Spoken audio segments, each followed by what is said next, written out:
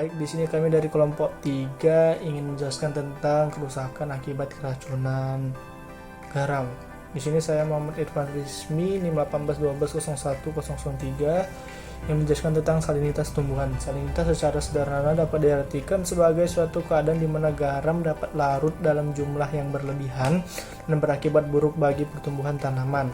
Beberapa jenis diantaranya garam klorida, sulfat, dan bikarbonat dari natrium, kalsium, dan magnesium. Masing-masing akan memberikan berbagai tingkat salinitas. Garam dapur atau NaCl merupakan senyawa yang mengandung unsur natrium yang merupakan unsur hara mikro esensial bagi tumbuhan.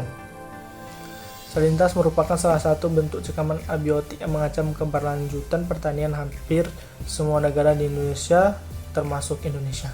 Peningkatan salinitas tanah dapat terjadi dari hasil perapukan batuan induk tanah, proses salinasi, intrusi air laut, penggunaan pupuk kimia yang berlebihan, pengairan intensif dengan air yang mengandung garam, pembukaan hutan, serta pencemaran bahan kimia. Perkenalkan, nama saya Roy Markus Simatupang, NIM 1812011101 dari kelompok 3 Praktikum Dasar Pelindungan Hutan. Hari ini saya akan menjelaskan respon cekaman salinitas terhadap tumbuhan.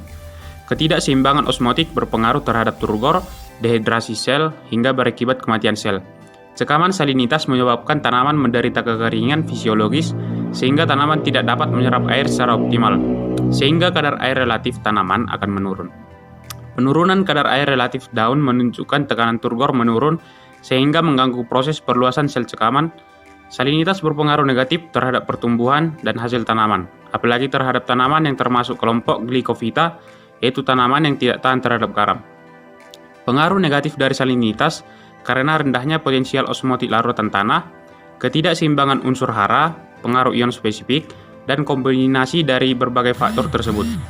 Kadar garam dalam tanah yang tinggi berpengaruh terhadap fisiologi, morfologi, dan biokimia tanaman, dan bahkan ke tingkat molekuler tanaman. Akumulasi ion Na dan Cl pada konsentrasi meracun akan menyebabkan daun berwarna kuning atau klorosis, nekrosis, serta tepi daun mengering dan menggulung. Terima kasih. Kelebihan garam NaCl atau garam lainnya dapat mengancam tumbuhan karena dua alasan. Alasan yang pertama, dengan cara menurunkan potensial air larutan tanah, garam dapat menyebabkan kekurangan air pada tumbuhan meskipun tanah tersebut mengandung banyak sekali air. Hal ini potensial air yang relatif negatif dibandingkan dengan potensial air jaringan akar, sehingga air akan kehilangan air bukan menyerap air. Yang kedua, pada tanah bergaram natrium dan ion-ion tertentu dapat menjadi racun bagi tumbuhan jika konsentrasinya relatif tinggi. Membran sel akar yang selektif permeabel akan menghambat pengambilan sebagian besar ion-ion yang berbahaya. Akan tetapi, hal ini memperburuk permasalahan pengambilan air tanah yang kaya akan zat terlarut terhadap tanah. Saya menurut kegiatan menjelaskan mekanisme morfologi akibat kelebihan garam. Kita ketahui kelebihan garam itu akan membuat semua benua kandungan termasuk yaitu dari morfologinya atau bentuk atau dari struktur tumbuh-tumbuhan, yaitu mekanisme morfologi yaitu berubahnya dari daun yang kecil dan stomatanya yang kecil per daunnya, dan meningkatkan sukulensi dan penebalan tulang.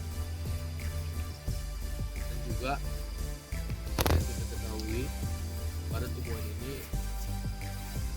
pada saat pemberian garamnya adalah peraturan jangan berlebihan karena itu akan menjadi racun bagi tumbuhan itu dan membuat terganggunya struktur pada tumbuhan itu dan mengakibatkan keracunan ataupun kematian. B atau yang kedua, mekanisme fisiologi.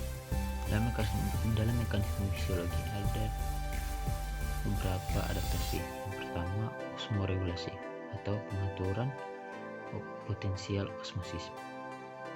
Tanaman yang toleran terhadap salinitas dapat melakukan penyesuaian dan menurunkan potensial osmosis tanpa kehilangan turgor. Laju penyesuaian ini relatif tergantung pada spesies tanaman.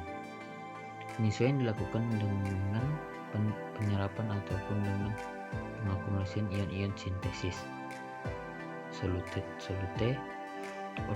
organik di dalam sel. Dua cara ini dapat bekerja bersamaan atau mekanisme yang lebih dominan dapat beragam di antara berbagai spesies tanaman. Yang dua, konfermentasi dan sekresi garam. Proses-proses metabolisme dari Halobacter biasanya dapat toleran terhadap garam. Kemampuan mengatur konsentrasi garam dalam sitoplasma melalui transport, membran, dan kompartimensi merupakan aspek terpenting bagi toleransi garam. Kondisi in vivo menjaga enzim terhadap penonaktifan oleh garam dan memompa garam keluar dari sitoplasma. Garam disimpan dalam vakula, diakumulasi dalam organel-organel, atau disekresi keluar tanaman.